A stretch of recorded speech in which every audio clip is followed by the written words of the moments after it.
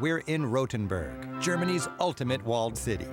In the Middle Ages, when Frankfurt and Munich were just wide spots on the road, Rothenburg was one of Germany's largest cities, with a whopping population of 6,000. Today, even with its crowds and overpriced souvenirs, I love this place. During Rothenburg's heyday, that was about 1200 to 1400, it was at the intersection of two great trading routes, Prague to Paris and Hamburg to Venice.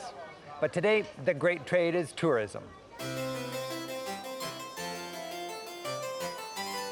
Rothenburg is a huge hit with shoppers. True, this is a great place to buy cuckoo clocks, steins, and dirndls, but see the town first. Most of the buildings were built by 1400. Like many medieval towns, the finest and biggest houses were built along Herrengasse, named for the Herren, or the wealthy class. The commoners built higgledy-piggledy farther from the center, near the walls. Hanging shop signs advertise what they sold: knives, armor, bread, whatever. Rothenburg's wall, with its beefy fortifications and intimidating gates, is about a mile around and provides great views and a good orientation. Rotertor is the only tower you can actually climb.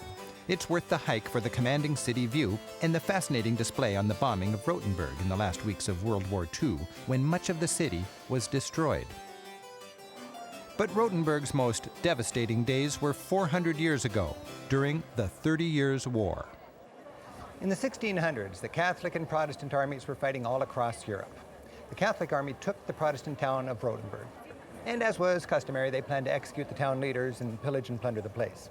But the Catholic general had an idea. He said, hey, if somebody in this town can drink a 3-liter tankard filled with wine in one gulp, I'll spare the city. According to legend, Rothenburg's retired mayor Neusch said, I can do that. Mayor Neusch drank the whole thing, the town was saved, and the mayor slept for 3 days. And today, tourists gather on the town square several times daily for a less than thrilling reenactment of that legendary chug. Nice story, but in actuality, the town was occupied and ransacked several times during that 30 years of war. And when peace finally came, Rothenburg was never again a major player. It slumbered peacefully until rediscovered in the 19th century by those same romantics who put the Rhine on the Grand Tour map. They came here to paint and write about the best preserved medieval town in Germany. Shops are filled with etchings and prints inspired by this 19th century romantic take on the town.